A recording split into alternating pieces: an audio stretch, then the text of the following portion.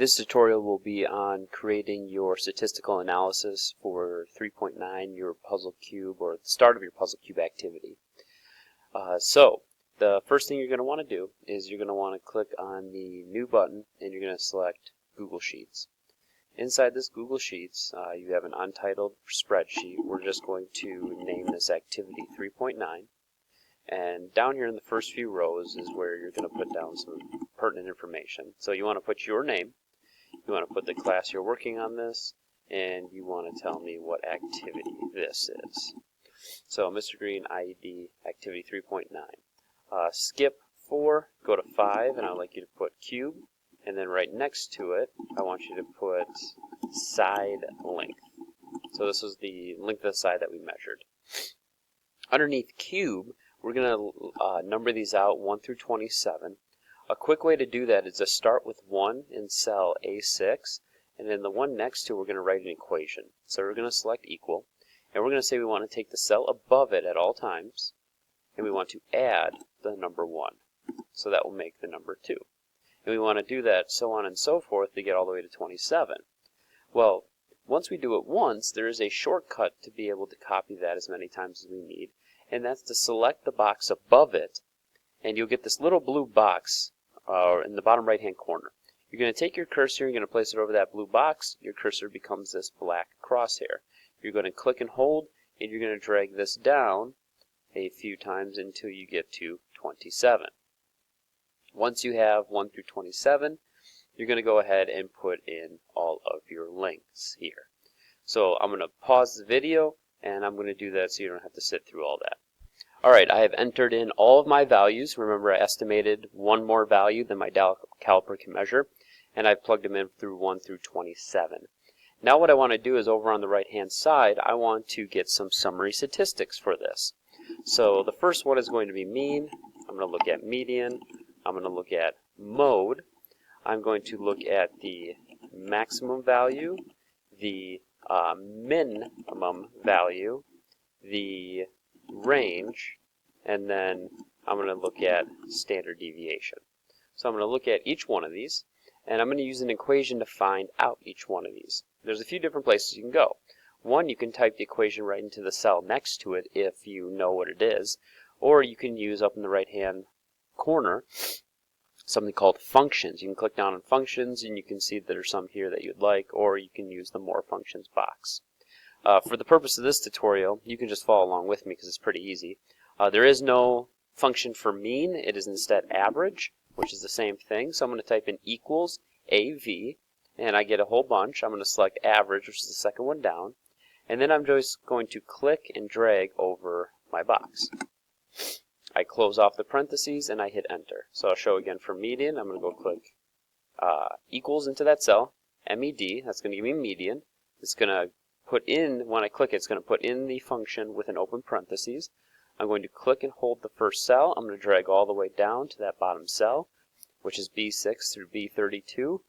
I'm going to put a close parentheses and hit enter. And I'm going to do this for each one.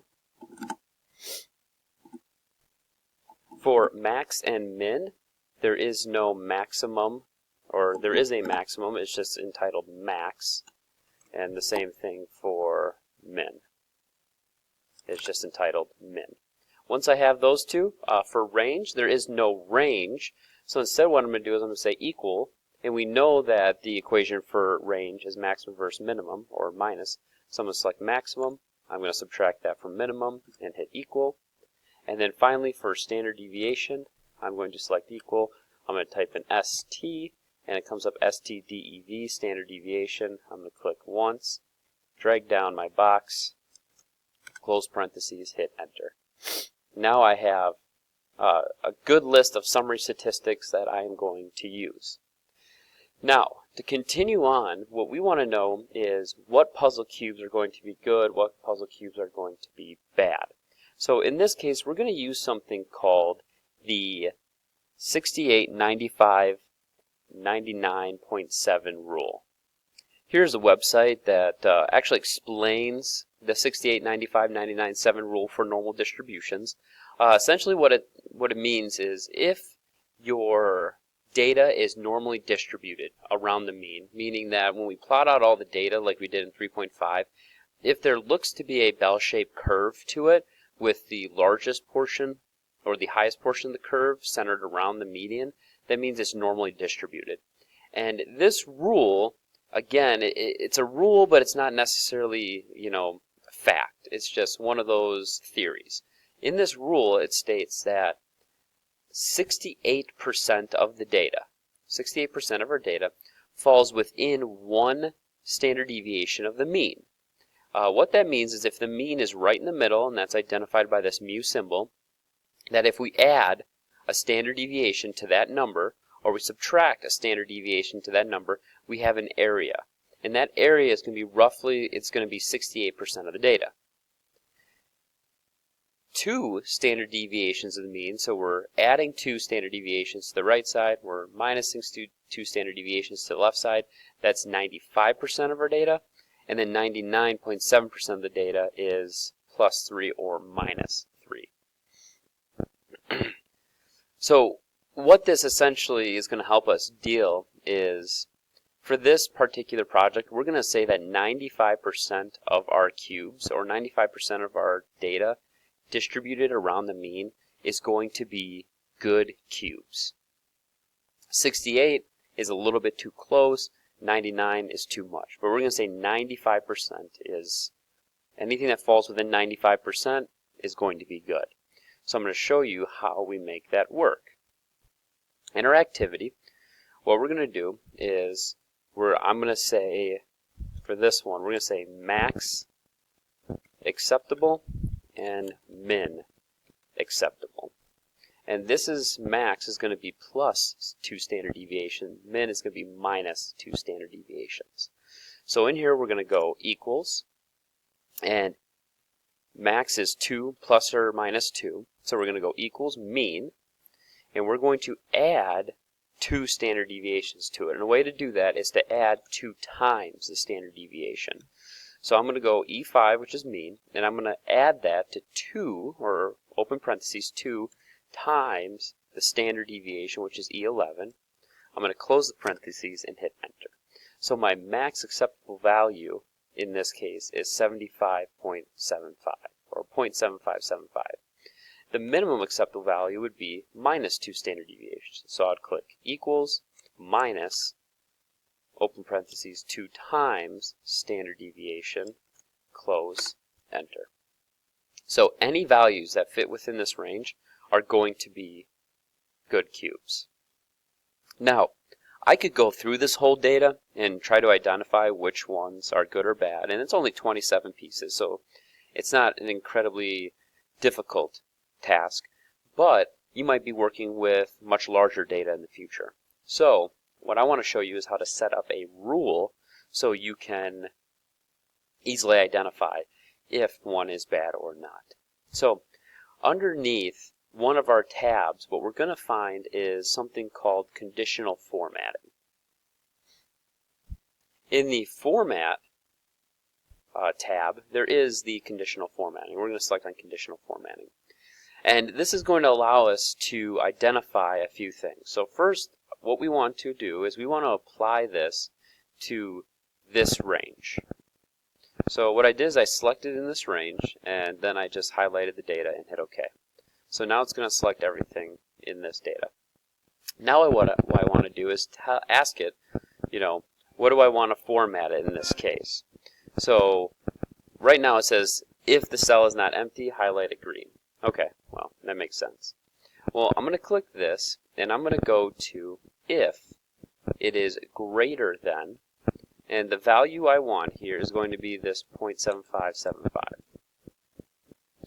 And I'll just leave this formatting style that way. So right now it's telling me that 2 values are outside of this 0.7575, 6 and 10. I'm going to select done, because that's only one way, and I'm going to add a new rule. And I'm going to have it select the same cells, and this time I'm going to go less than, and I'm going to select that value, which is 0.7409. And if it's less than that value, it'll also highlight green. So I didn't see any new ones that are highlighted green, so that tells me with these 2 rules that there are only 2 cubes that are bad, 6 and 10, and they are both outside the max acceptable range. If I see this, that means I want to go ahead and secure 2 new cubes and measure them and make sure they fit within my 2 standard deviations in the mean. The next part is I want to create a histogram for this data, so a visual representation of what this data looks like. So to do this, I am going to insert a chart. So I have, again, my data selected here, 6 through 32 in the B column. I'm going to go Insert, Chart, and in Chart Types, the second tab, I want to go down until I find Histogram, which is right here.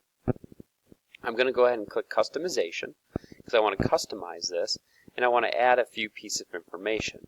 So, for example, my title is just going to be my frequency of puzzle cube, or we're going to say frequency of cube sizes.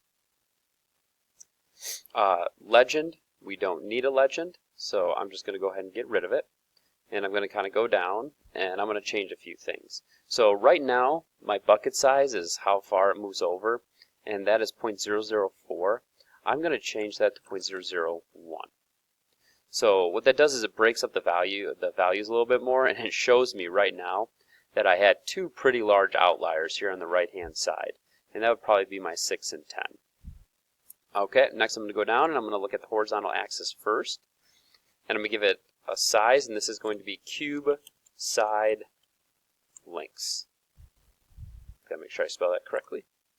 So cube side lengths, that's going to be down here, and then I'll leave the labels auto slanted as there. Nothing else I need to change, so I'm going to go back up to my axis, and I'm going to select the left vertical. And for the title of this one, this is going to be the frequency of cubes. So this is going to be the frequency of cubes for each area.